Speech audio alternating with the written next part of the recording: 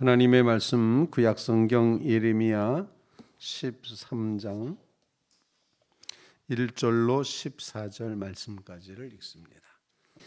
여호와께서 이와 같이 내게 이르시되 너는 가서 배의 띠를 사서 내 허리에 띠고 물에 적시지 말라 하시기로 내가 여호와의 말씀대로 띠를 사서 내 허리에 띠니라. 여호와의 말씀이 다시 내게 임하여 이르시되 너는 사서 내 허리에 띈 띠를 가지고 일어나 유브라데로 가서 거기서 그것을 바위 틈에 감추라 하시기로. 내가 여호와께서 내게 명하신 대로 가서 그것을 유브라데 물가에 감추니라. 여러 날 후에 여호와께서 내게 이르시되 일어나 유브라데로 가서 내가 내게 명령하여 거기 감추게 한 띠를 가져오라 하시기로. 내가 유브라데로 가서 그 감추었던 곳을 파고 띠를 가져오니 띠가 썩어서 쓸 수 없게 되었더라. 여호와의 말씀이 내게 임하니라. 이르시되 여호와께서 이와 같이 말씀하시니라. 내가 유다의 교만과 예루살렘의 큰 교만을 이같이 썩게 하리라.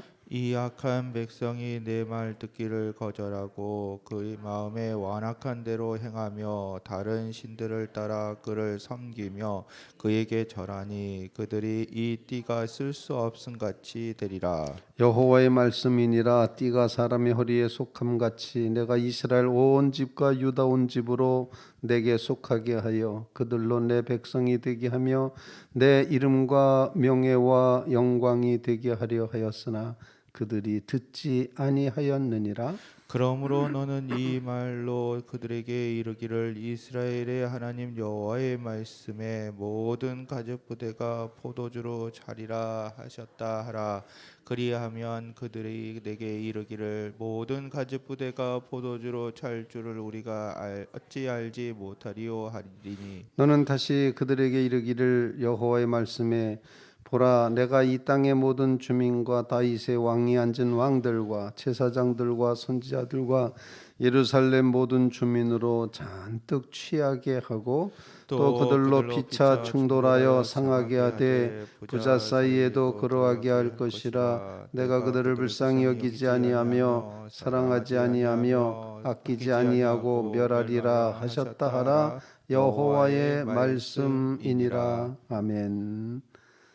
살아계신 하나님의 말씀입니다.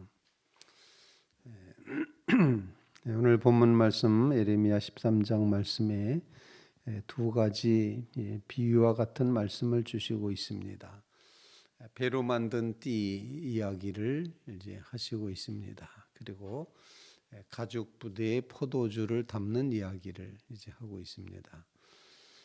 띠를 띠는 이 배로 만든 띠를 상징하는 것은 마치 제사장이 예복을 입고 그 제사장의 이제 그 예복에 띠는 띠와 같은 그런 의미를 가지고 있습니다. 본문 말씀이 우리에게 가르쳐 주려고 하는 것, 그것은 이스라엘 백성들이 마치 띠와 같다 이렇게 이제 표현을 하는 겁니다.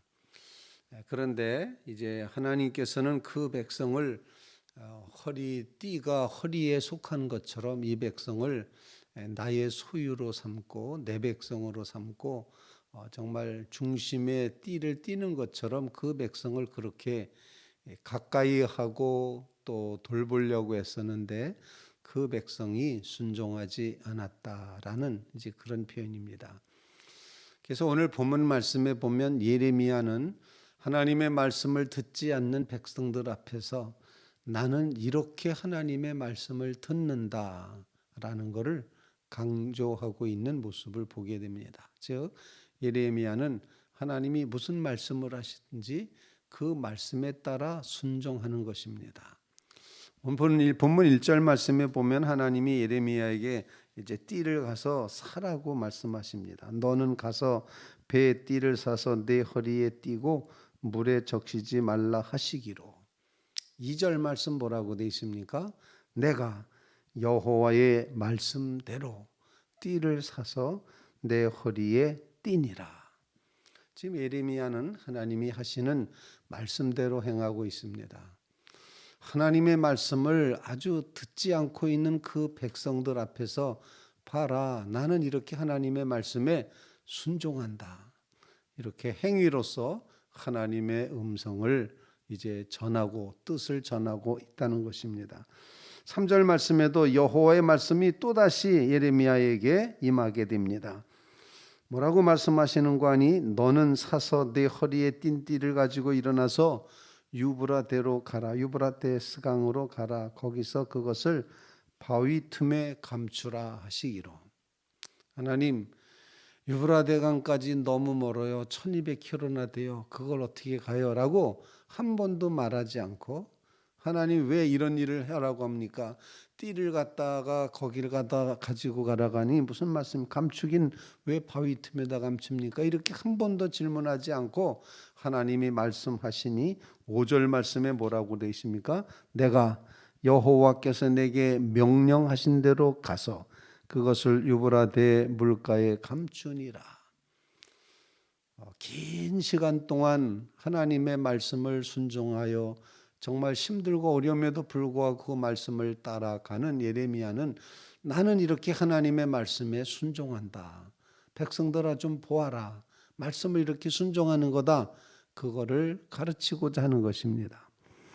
6절 말씀, 여러 날 후에 하나님 이번에도 또 말씀하십니다. 내게 일어나 유브라데, 너는 일어나서 유브라데로 가서 내가 내게 명령하여 감추게 한 그 띠를 가져오라. 그래서 예레미야는 어떻게 했습니까? 거길 또 갔다 와요? 이런 질문하지 않고 그 먼 길을 다시 갔다 옴으로써 내가 유브라데로 가서 그 감추었던 것을 파고 띠를 가져오니 띠가 썩어서 쓸 수 없게 되었더라. 어쩜 이렇게 아무런 소용도 없는 짓을 하나님이 시키셨을까? 이렇게 질문할 수 있지만, 여기서 보여주는 것은 예레미야는 행동으로 비유를 보여준 것입니다. 행동으로 하나님 앞에 순종하는 것이 어떤 것임을 보여줬습니다.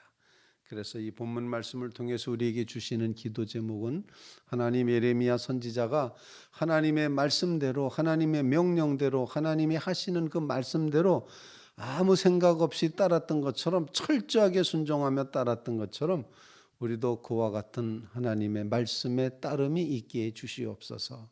말씀 순종의 신앙으로 살아가게 하옵소서. 예레미야는 질문이 없었습니다. 예레미야는 불평이 없었습니다. 예레미야는 오직 말씀이 하라는 대로만 그대로 따라갔습니다. 우리에게 이와 같은 말씀 신앙이 이루어지게 주시옵소서. 그래서 하나님께서 이 비유를 설명하시면서도 첫 번째로 하시는 말씀이 무슨 말씀을 하시는 거 아니? 이제 이 예루살렘 백성들이 교만해서, 큰 교만으로 그 교만한 유다 백성 예루살렘을 내가 허리띠가 썩은 것처럼, 핏띠가 썩은 것처럼 썩게 할 것이다. 이렇게 말씀하며 심판을 말하는데, 하나님께서 그 백성의 모습을 이렇게 표현합니다. 10절 말씀, 이 악한 백성이 내 말 듣기를 거절하고. 도대체 하나님의 말씀을 듣지 않고 거절했다는 겁니다. 그런데 반대로 예레미야는 철저하게 순종했다.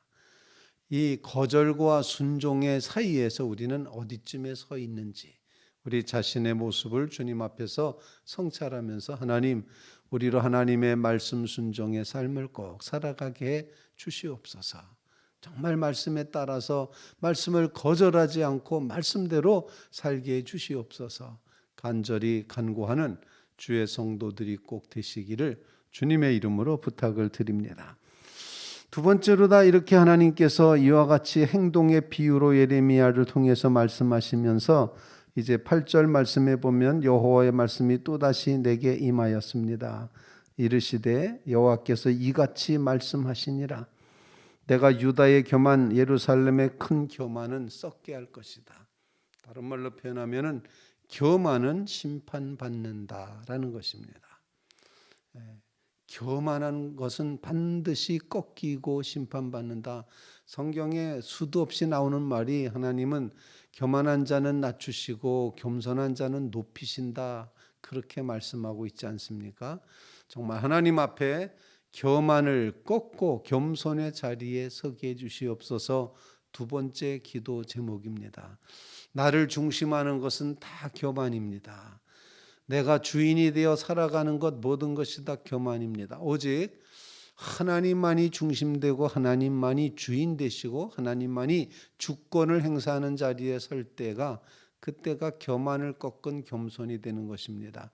주님이 모든 것 되십니다. 주님이 최고이시고 주님이 영광 받으시옵소서. 이런 간구를 주님 앞에 올릴 때 그때 하나님께서는 우리의 모습을 기뻐하시고 또 축복하실 줄로 분명히 믿습니다. 교만의 모든 것을 꺾고 하나님 앞에 참으로 하나님이 우리의 하나님이심을 기억하며 살아가게 주시옵소서. 우리가 하나님의 백성이고 하나님께 속한 백성인데 불구하고 하나님을 떠나 살려고 힘썼던, 하나님을 외면했던, 하나님처럼 되려고 했던 이 모든 교만을 버리게 주시옵소서. 그런 간구를 주님 앞에 올릴 수 있기를 간절히 바랍니다. 여기서 오늘 본문 말씀에 이제 그렇게 표현합니다. 10절 말씀에 내 이 약한 백성이 내 말 듣기를 거절하고 그 마음이 완악한 대로 행하여 다른 신을 따라 그를 섬기며 그에게 절하니 그들이 이 띠가 쓸 수 없음 같이 쓸 수 없게 된다. 소용없다라고 말씀합니다. 그리고 11절 말씀 여호와의 말씀이니라 또 하나님이 해석을 하십니다. 띠가 사람의 허리에 속한 것 같이 내가 이스라엘 백성들 온 집과 유다 백성들 온 집을 내게 속하게 하여 그들로 내 백성이 되게 하며 내 이름과 명예와 영광이 되게 하려 하였으나 그들이 듣지 아니하였느니라. 하나님은 그 백성을 향하여 가지시고 있는 목적이 있었습니다. 너희는 내 백성이다. 허리띠가 허리에 속한 것처럼 너희는 내 백성이다. 너희를 내가 주고 샀다. 너희는 내 백성이다. 이렇게 택하였다. 이렇게 말씀하시면서 그들이 내게 속하여 내 백성이 되게 하며 그리고 목적은 그 백성 삼으신 목적은 하나님의 이름과 명예와 영광을 드러내게 하려 하셨습니다. 그런데 그것이 안 됐다. 왜 안 됐느냐? 교만한 백성, 하나님의 말씀을 거역한 백성, 하나님 앞에 목이 빳빳한 백성이 되어서 그와 같이 되었다. 그래서 교만의 문제를 여기서 말씀한 것입니다.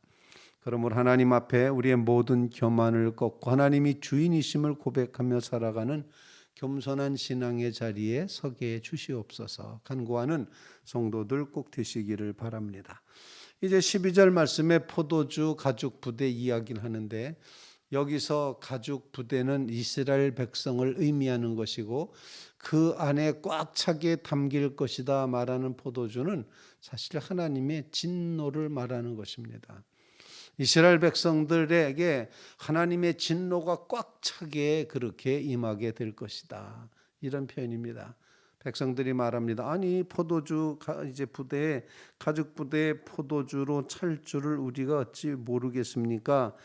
이제 가죽 부대에 포도주가 담긴다는 것을 우리가 모른단 말입니까? 라고 그 백성이 이렇게 말하는데 하나님의 말씀은 이 백성을 이처럼 내가 진노하여 심판한다. 이 사실을 말씀을 하고 있다는 것입니다. 너는 다시 그들에게 13절 말씀 너는 다시 그들에게 이르라 여호와 말씀에 보라 내가 이 땅의 모든 주민과 다윗 왕 위에 앉은 왕들과 제사장들과 선지자들과 예루살렘 모든 주민으로 잔뜩 취하게 하고 가죽 부대에 가죽 담겼던 하나님의 진노의 포도주로 저들이 취하게 되고 그들이 서로 충돌하여 상하게 하되 아버지와 아들 사이가 그렇게 될 것이라 이렇게 표현하면서 서로 상하게 할 수 없는 그런 사이인데도 불구하고 서로 상하게 하리라. 피차에 충돌하여 상하게 한다. 내가 그들을 불쌍히 여기지 아니하며 사랑하지 아니하며 아끼지 아니하며 멸하리라. 여러분 제일 무서운 것이 무엇입니까? 하나님의 심판은 때리셔서 아픈 것도 문제지만 하나님이 돌이키지 않고 사랑하지 않고 아끼지 않고 완전히 외면해 버리시겠다는 게 가장 무서운 심판인 것으로 여기서 표현을 하고 있습니다. 그래서 세 번째 기도 제목은 하나님마저도 포기하시는 그런 악한 자리에, 그런 교만한 자리에, 그런 죄악된 자리에 서지 말게 해 주시옵소서. 하나님의 심판이 너무나도 무섭고 두렵사오니 속히 회개하고 돌이키고 하나님을 향하여 서게 해 주시옵소서. 그래서 하나님께서 우리를 불쌍히 여기시고 우리를 사랑하시고 우리를 아껴주시는 그런 자리에 서게 해 주시옵소서. 이런 간구를 주님 앞에 꼭 올릴 수 있기를 간절히 바랍니다. 하나님, 우리로 예레미야가 그랬던 것처럼 하나님 말씀에만 순종하며 살아가게 해 주시옵소서. 하나님 아닌 다른 것을 섬겨갔던 우리의 모든 불신앙과 교만을 꺾게 하여 주셔서 오직 하나님만이 하나님을 깨닫는 겸손의 믿음을 부어 주시옵소서. 하나님, 이제 정말 심판의 진노가 이렇게 꽉 차서 서로가 서로를 이제 죽이고 또 이제 충돌하고 상하게 하고 이렇게 되는, 바로 이런 심판의 이제 시간이 다가오고 있는데, 포도주 그 가죽 부대에 꽉 찼던 포도주 항아리에 꽉 찬 이 포도주, 하나님의 진노가 터질 듯하오니 하나님 속히 돌이켜 회개하게 해주시고 하나님의 심판이 있음을 꼭 기억하며 경건한 삶을 살게 하옵소서. 특별히 자녀들이 그와 같은 삶을 살게 해 주시옵소서. 간절히 간구하는 귀한 새벽 되시기를 주님의 이름으로 부탁을 드립니다.